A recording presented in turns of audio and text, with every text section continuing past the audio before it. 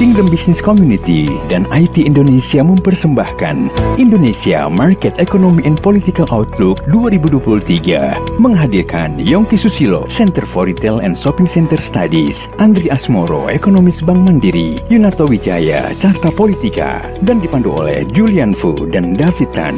Jangan lewatkan 26 November 2022 diselenggarakan secara on-site dan online dari Gedung Data Script Kemayoran, Jakarta dan disiarkan secara relay di 7 kota di Indonesia dan 2000 marketplace community members.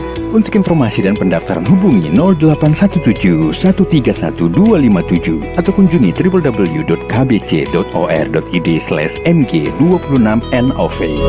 Indonesia Market Economy and Political Outlook 2023. Prepare and fine-tune your agile business plan and strategy in year 2023.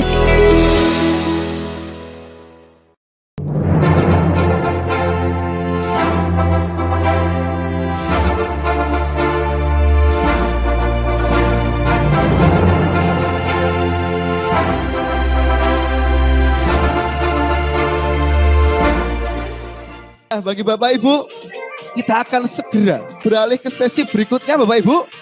Siapakah pembicara kita di sesi yang kedua? Di modul sukses sejati chapter kedua.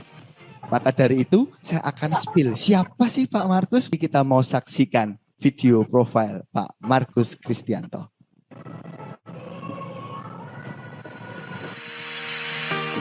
Markus Kristianto adalah Board of Advisor dari Master Hands Foundation dan Senior Associate Trainer di PT Kando Coaching. Di Kingdom Business Community, ia menjabat sebagai Ketua Divisi Pengembangan Program RTS atau Road to Success.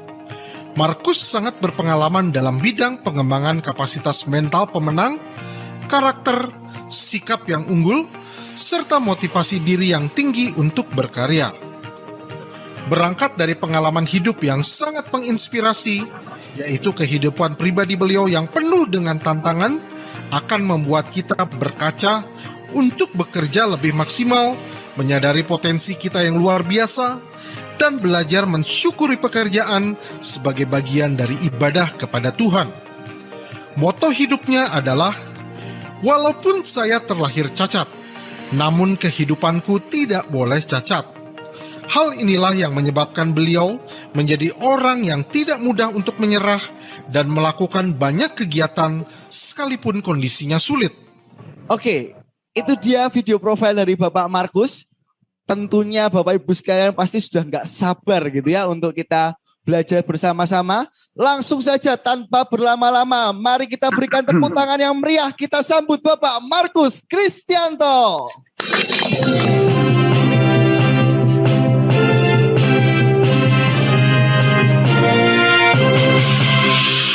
Oke, saudara-saudara semua, teman-teman, para sahabat-sahabat yang luar biasa bersama-sama dengan kita semua.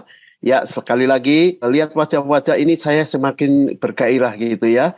Wajah-wajah Road to Success atau wajah-wajah RTS Angkatan 3 ini ya, luar biasa. Dan tentu saya juga berharap apa yang sudah didapat dari sesi pertama melalui Pak Istar yang sangat luar biasa, membuat kita lebih tahu, lebih sadar apa yang diartikan dan arah tujuannya mencari suksesnya itu seperti apa. Baik, tanpa berlama-lama, sekali lagi saya berharap ini adalah bagian untuk yang kedua, melanjutkan dari sesi yang pertama, yaitu dari 6 harta tadi, lanjutannya saya cuma melanjutkan di 2 harta. Sebetulnya 3, tapi 3 itu kan kita sama-sama setuju ya, bahwa tadi disebutkan bahwa kalau kita berbicara mengenai harta, ya tentu konotasi kita atau pemahaman kita belajar mengenai uang ya kan, tapi kita sudah tahu bahwa ternyata itu adalah bonus. Artinya kalau tadi atau mungkin teman-teman sudah mengisi di Jinobi kita sudah diajarkan bahwa semua sudah diajarkan untuk mengevaluasi ya, melihat kehidupan kita ya, apa yang mesti kita check up di dalam kesehatan, di dalam seluruh kehidupan kita semua. Dan itu menyangkut tentang harta itu, dan harta keuangan ditaruh di urutan ke belakang ya. Kalau urutan-urutan tadi Anda lihat ada harta rohani, harta jiwani dan sebagainya itu didahulukan. Nah, khusus keuangan atau harta uang itu di nomor terakhir. Kenapa? Banyak kita nggak sadar ya. Sebetulnya uang itu tadi sudah dijelaskan mengenai bonus. Jadi uang itu sebetulnya nilai kesekian. Artinya di dalam kehidupan itu sebetulnya tidak mesti dijadikan menjadi pengejaran utama kita, tujuan utama Anda. Ya, saya percaya bahwa ini kita belajar untuk jangan terbalik menyiasati kehidupan ini. Anda sasar uang aja, semuanya kayaknya dibarter, ya. Kesehatan dibarter uang, ya. Keluarga bahkan dibarter uang. Artinya, ya pada akhirnya apa? Uang hilang bisa Anda cari, ya kan? Anda bisa mendapatkan lagi. Tapi kalau keluarga yang hilang, Anda mau beli di mana itu gak akan mungkin ya. Jiwa Anda yang hancur gara-gara ngejar uang, Anda juga kehilangan ini semua, Anda nggak bisa mendapatkan kembali. Ya, jadi mulai saat ini sadarlah betapa kita mengerti tentang prinsip ini. Oke, saya akan share screen mudah-mudahan ya, menjelaskan bahwa harta jiwa ya lanjutan daripada harta selanjutnya ya, harta jiwa dan harta keluarga ini nanti saya akan masuk. Ya, kalau tadi saya berkatakan harta keuangan ini atau harta benda ini adalah merupakan bagian yang sudah nanti Anda dapatkan. Sekali lagi, tidak usah khawatir ya. Berarti uang ini nggak penting. Saya katakan, ya penting dong. Ya semua orang juga membutuhkan. Namun kita nanti berharap ya di sini nanti belajar untuk mengendalikan uang. Jangan engkau dikuasai oleh uang. Jangan kita yang dikuasai oleh nilai uang. Tapi uang yang akan kita kendalikan. Jadi bukan masalah banyaknya Anda memiliki uang. Tapi seberapa Anda memiliki uang bisa mengelola itu. Jadi ada orang punya uang 1 M nggak bisa puas. Tapi sementara ada uang cuma 1 juta bisa mengelola dengan benar. Nah, persoalannya cuma caranya aja ya dan pemahamannya mengatur keuangan. Oke, saya akan masuk kepada harta jiwa. Sekali lagi, harta jiwa ini sudah ada kriterianya 4 hal. Jadi sekali lagi makanya teman-teman semua di sini diharapkan Anda semua menjadikan pembelajaran Shinobi itu 80% minimal. Kenapa? Di sini saya dan teman-teman nanti yang mengajarkan di sini tidak akan mengulang lagi detail pemahaman apa aja sih, intelektual itu apa aja, karakter itu apa aja, keahlian itu bicara apa aja. Karena ini semua sudah ada di modul di Shinobi itu. Ya, makanya kalau didorong untuk menyelesaikan 100% itu bukan apa-apa. Nanti kalau Anda nggak menyelesaikan, Anda datang hari Sabtu ini nggak bisa mendapatkan banyak. Ya, karena di sini tidak ada penjelasan kembali. Sekali lagi tidak ada diulang lagi. Jadi hanya penguatan sifatnya. Anda belajar apa, dapat apa, nah itu nanti yang di-share-kan. Dan kedua, nanti di sini lebih banyak yang belum termuat di Shinobi, nanti akan ada di sini. Misalnya, contoh harta jiwani ini. Perjuangan kisah nyata, perjuangan contoh nyata kalau di Shinobi Anda mungkin melihat orang badminton itu ya Anda sudah tahu. Tapi bagaimana nanti di sini Anda mendapatkan dari perjuangan saya, yang dari sisi apapun bentuknya, dari sisi apapun situasinya, saya yakin Anda di sini lebih sempurna daripada saya. Saya tanya dulu di sini ada yang dengan kursi roda nggak di sini? Boleh angkat tangan? Oh berarti nggak ada ya. Anda semua berarti lebih secara fisik lebih sempurna dari saya. Nah oleh sebab itu banyak kita tubuhnya sempurna. Ya semuanya oke. Tapi jiwanya rapuh, jiwanya nggak ada, jiwanya juga mengalami masalah, itulah yang menjadi problem. Tapi kalau jiwa Anda, harta jiwa kita benar, nggak problem. Kita mau kondisi situasi eksternal kita kayak apa, kita bisa mengendalikan dan kita bisa mengelolanya, kita bisa menguasainya. Anda nggak boleh menyerah, ya. Anda mestinya bisa. Kalau saya bisa, kenapa Anda nggak bisa, ya? Oke, bagaimana sekarang kita belajar untuk harta jiwa ini terdiri dari 4 itu. Dan 4 ini saya yakin semua kita sudah belajar apa aja yang ada di dalam kriteria itu. Nah, saya tertarik di sini saya bisa dengan Pak Gunarto, boleh dibuka mic-nya? Bisa? Nah, ini kenapa saya angkat ini, saya highlightin komentar Pak Gunarto. Bersyukur ada teman yang mengajak ikut to Success. Jadi ini masa sulitnya dia. Kebetulan ada kelompok, ada teman yang ikutkan untuk Pak Gunarto ini kalau bisa ikut dong gitu dan sebagainya. Ya, Pak Gunarto, apa manfaat yang dalam hal masa harta jiwa ini yang Pak Gunarto juga ngalamin kesulitan hubungannya dengan networking teman-teman RTS ini.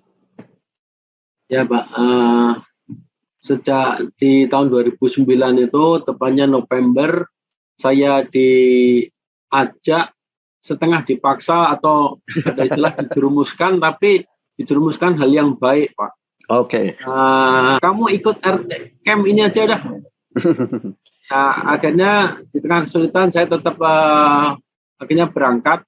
Bersyukur setelah dapat pemahaman yang baru, seperti yang tadi Pak Istar jelaskan. Setelah dapat pemahaman, yang penting berbalik arah. Jadi lihat ke depannya yang benar. Nah, disitulah saya mulai melangkah. Bersyukur dengan komunitas yang baik. Akhirnya sesulit apapun ada semangat untuk bangkit. Ya. Dan itu yang saya tulis sampai di akhir itu, Pak. Ya.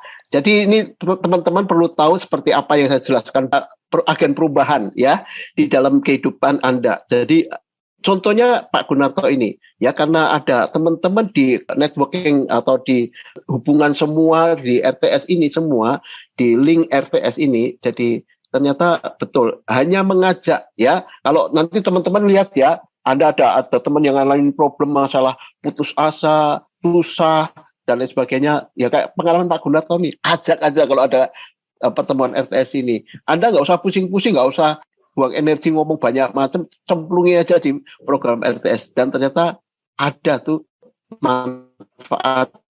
Jadi ini sebagai gambaran saya kepada para peserta untuk kita menjadi agen perubahan ini di sini. Kalau Anda pernah mengalami manfaat daripada program ini, jangan cuma egois. Anda yang mendapatkan perubahannya, Anda yang mendapatkan manfaatnya, orang lain Anda cuekin. Nah, saatnya Anda menjadi agen perubahan ya.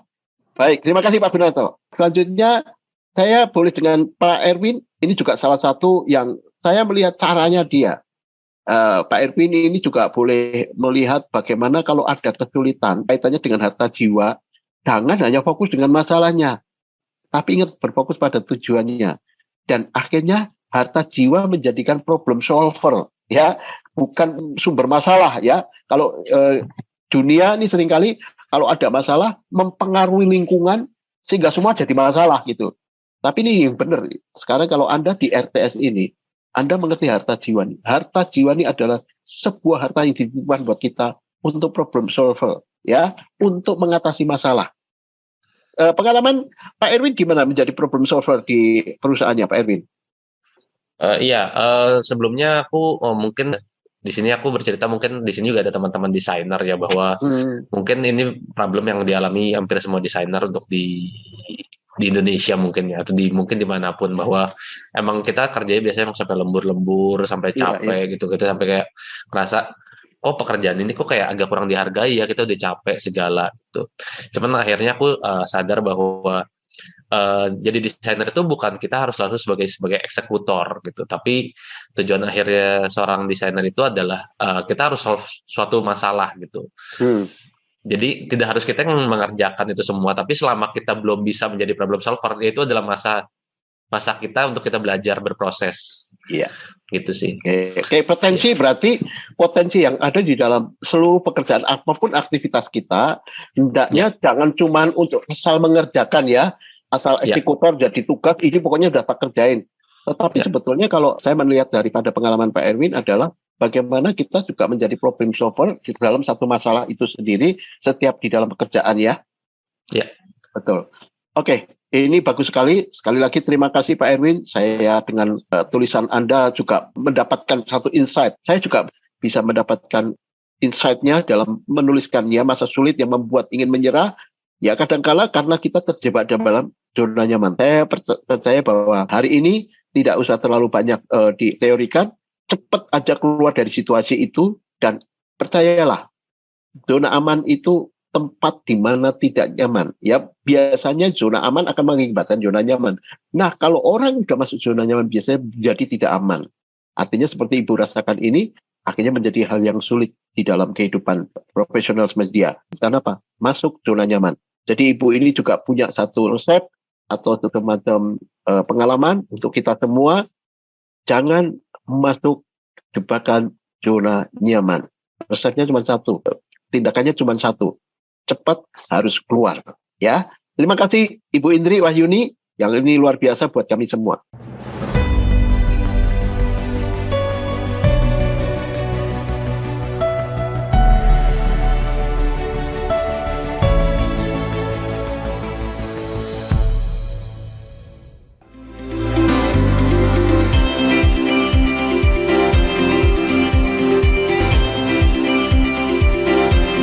Riser and Podcast listeners, terima kasih Anda telah menyimak Rise Podcast Special Edition yang dipersembahkan oleh Kingdom Business Community. Harapan kami setiap episode Rise Podcast dapat menginspirasi Anda untuk terus mengalami transformasi dalam melakukan bisnis dan profesi Anda untuk tujuan yang mulia, membangun bisnis melalui manusia dan membangun manusia melalui bisnis. Kami mengajak setiap Anda dan perusahaan Anda untuk bergabung bersama kami dalam komunitas Kingdom Business Community. Secara bersama, kita bisa bertumbuh, berkembang, dan sukses, serta dapat berkolaborasi dalam gerakan kepedulian kepada sesama untuk Indonesia yang lebih baik. Untuk dapat bergabung, silahkan kunjungi website Kingdom Business Community di www.kbc.or.id atau hubungi Sekretariat Nasional KBC di 0817 131 257. Sekali lagi, www.kbc.or.id.